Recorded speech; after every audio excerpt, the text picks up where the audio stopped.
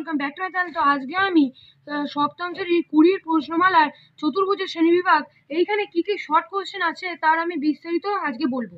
প্রথমে এইখানটা আছে যে বদ্ধ সমতলিক চিত্রে তিনটি বা তিনটির বেশি সরল রেখাংশ আছে তাকে বহুভুজ বলে। তাহলে বহুভুজ কাকে বলে? যে বদ্ধ সমতলিক চিত্রে তিনটি বা তিনটির বেশি সরল রেখাংশ আছে তাকে বলে বহুভুজ।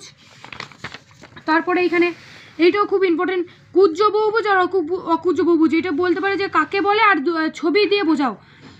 তাহলে বলতে হবে যে বহুভুজের সব কর্ণগুলি সেই বহুভুজ আকৃতি ক্ষেত্রের ভিতরে নেই তাকে বলে অকুজ্জ বহুভুজ। আর এইটাও বলা যেতে পারে যে বহুভুজের সব কর্ণগুলি ভেতরে থাকে না তাদেরকে বলে অকুজ্জ বহুভুজ, এটাও বলা যেতে পারে। আর এইটা যেমন হচ্ছে যে বহুভুজের সব কর্ণগুলি ভেতরে থাকে তাকে বলে কুজ্জ বহুভুজ। অকুজ্জ বহুভুজে এই ছবিটা এঁকে দেখাতে হবে, এরকম করে এঁকে। অকুজ্জ বহুভুজে এরকম ছবি এঁকে দেখাতে হবে। এই যে কুজ্জ বহুভুজ আছে, কুজ্জ বহুভুজে এরকম অনেক ছবি আঁকা যাবে। তারপর অকুজ্জ আছে, অকুজ্জ বহুভুজে এরকম আঁকা যাবে। এইখানে আছে যে চতুর্ভুজের দুটি কর্ণ, পঞ্চভুজের কয়টি? ত্রিভুজের কোনো কর্ণ নেই। ত্রিভুজের বাহুর সংখ্যা 3টি।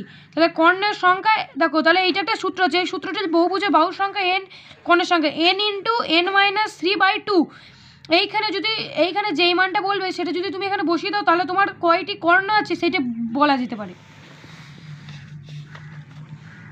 আছে যে সমদ্বিবাহু ট্র্যাপিজিয়াম, যে ট্র্যাপিজিয়ামের তির্যক বাহু দৈর্ঘ্য সমান, বাহু দুটির দৈর্ঘ্য সমান হয় সেই ট্র্যাপিজিয়ামকে সমদ্বিবাহু ট্র্যাপিজিয়াম বলে। এইটা ভেরি ইম্পর্টেন্ট, এটা পরীক্ষাতে আসবে শিওর। তারপরে আছে এইখানটা অতটা কিছু নেই। তারপরে এইখানটা দেখো যে বলেছে যে সামুদ্রিকে একটি কোণের পরিমাপ 90 ডিগ্রি তাকে বলে আয়তক্ষেত্র।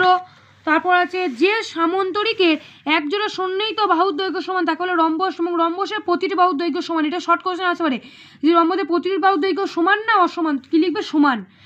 বর্গক্ষেত্রে একটি সামন্তরিক যার একটি কোণের পরিমাপ 90 ডিগ্রি একজোড়া সন্নিহিত বাহুর দৈর্ঘ্য সমান। আর দেখো এইটাও খুব ইম্পর্টেন্ট, এটাও পরীক্ষাতে আসতে পারে যে কাইট কাকে বলে। যে চতুর্ভুজে একজোড়া সন্নিহিত বাহুর দৈর্ঘ্য সমান এবং অপর বাহু দুটির দৈর্ঘ্য সমান তাকে বলে কাইট। কাইটের ছবিটা ইম্পর্টেন্ট, কাইট পড়তেও পারে, এইটাও হচ্ছে ভেরি ইম্পর্টেন্ট। এই ছবিটা তোমাদেরকে এঁকে দেখাতে হয়। যদি বলে কাইট কাকে বলে, চিত্র দিয়ে এরকম করে নাম দেবে। নাম না দিলে তোমার ওখানে হাফ নাম্বার কিংবা হয়তো 2 থাকবে, এখানে নাম্বার কেটে নিতে পারে, 1 দিবে। তারপর এইখানে আছে, এইখান থেকে আসতে পারে যে হয়তো যে সামন্তরিক আর এই যে বর্গক্ষেত্র, সামন্তরিক বর্গক্ষেত্রের মধ্যে দুটি পার্থক্য দেখাও, বা রম্বস বর্গক্ষেত্রের দুটি পার্থক্য দেখাও, আয়তক্ষেত্র বা সামন্তরিক মধ্যে দুটি পার্থক্য দেখাও, তাহলে সামন্তরিক। যে চতুর্ভুজে বিপরীত বাহুগুলি পরস্পর সমান্তরাল তাকে বলে সামন্তরিক। বিপরীত বাহুগুলির দৈর্ঘ্য সমান, বিপরীত কোণগুলি পরিমাপ সমান, কর্ণদ্বয়ের দৈর্ঘ্য অসমান, কর্ণদ্বয় পরস্পরকে সমদ্বিখণ্ডিত করে। সামন্তরিকের ছবিটা এই যে এরকম, এইদিকে একটা এরকম 4টে ABCD সামন্তরিকের ছবি বলে এরকম এঁকে দেবে, দেখানো হবে। তারপর রম্বস, যে সামন্তরিকে একজোড়া সন্নিহিত বাহুর দৈর্ঘ্য সমান তাকে বলে রম্বস।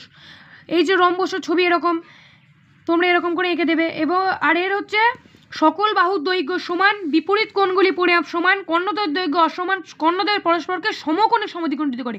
আগেরটা কি বললাম? আগেরটা বললাম যে কর্ণদ্বয় পরস্পরকে সমদ্বিখণ্ডিত করে, আর এটা হচ্ছে কর্ণদ্বয় পরস্পরকে সমকোণে সমদ্বিখণ্ডিত করে। তারপর আয়তক্ষেত্রে বললাম যে সামন্তরিক একটি কোণের পরিমাপ 90 ডিগ্রি, তাহলে আয়তক্ষেত্রের বিপরীত বাহুগুলির দৈর্ঘ্য সমান, প্রতিটি কোণের মান 90 ডিগ্রি, কর্ণদ্বয়ের দৈর্ঘ্য সমান, কর্ণদ্বয় পরস্পরকে সমদ্বিখণ্ডিত করে। এইটা এরকম ছবি, 4টে বাহুর দৈর্ঘ্য সমান। যে আয়তক্ষেত্রে একজোড়া সন্নিহিত বাহুর দৈর্ঘ্য সমান তাকে বলে বর্গক্ষেত্র, প্রতিটা বাহুর দৈর্ঘ্য সমান, প্রতিটা কোণের মান 90 ডিগ্রি, কর্ণদ্বয় সমান, কর্ণদ্বয় পরস্পরকে সমকোণে সমদ্বিখণ্ডিত করে।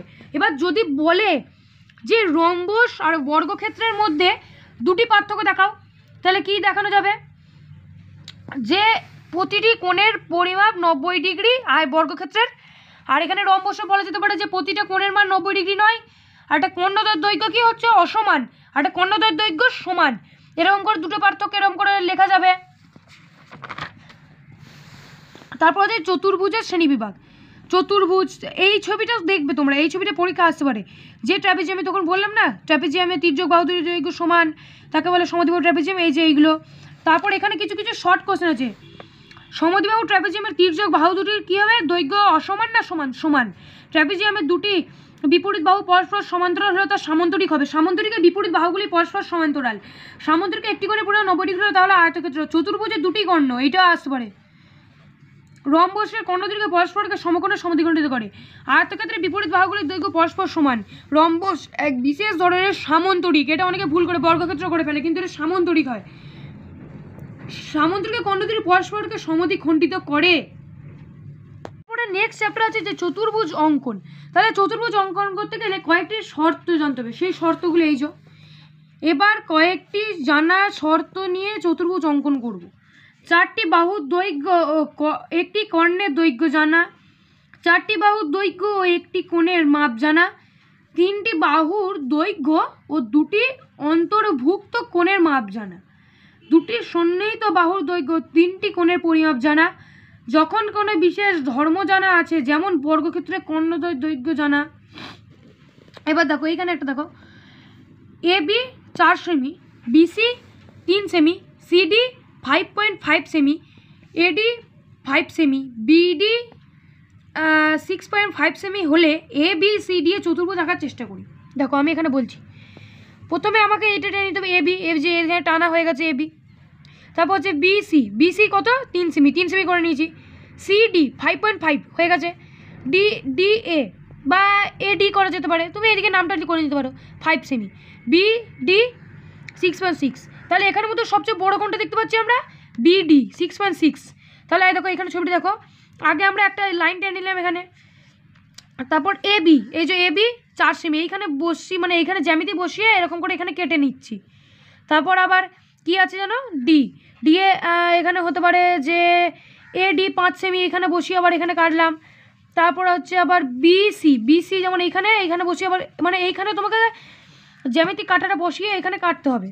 তারপর হবে ডিসি, ডিসি যেমন 5.5 এরকম করে কেটে তোমাকে এখানে দিতে হবে এ বি, মানে প্রথমে ধরো এইটা কাটলে, হ্যাঁ 6.5, তাহলে বি ডি এখানে নামটা দিয়ে দেবে। তারপর তুমি যেখানে কাটছো ধরো এইখান থেকে কাটলে বি মানে এ বি, তাহলে বি, তাহলে এখানে এ কাটছো তো মানে এ বি সি ডি এরকম করে নামগুলো দেয়। আর তুমি যেই মাপগুলো নিলে সেখানে লিখে দেবে যে এইটা কত 6.5 সেমি, তারপর 6.5, তারপর 3 সেমি, 5.5 সেমি, 5 সেমি, 4 সেমি, এরকম করে জ্যামিতিগুলো আঁকতে হয়। আজকের অঙ্কটা এতটাই। ভিডিওটা ভালো লাগলে like, comment, share and subscribe করবে তোমরা।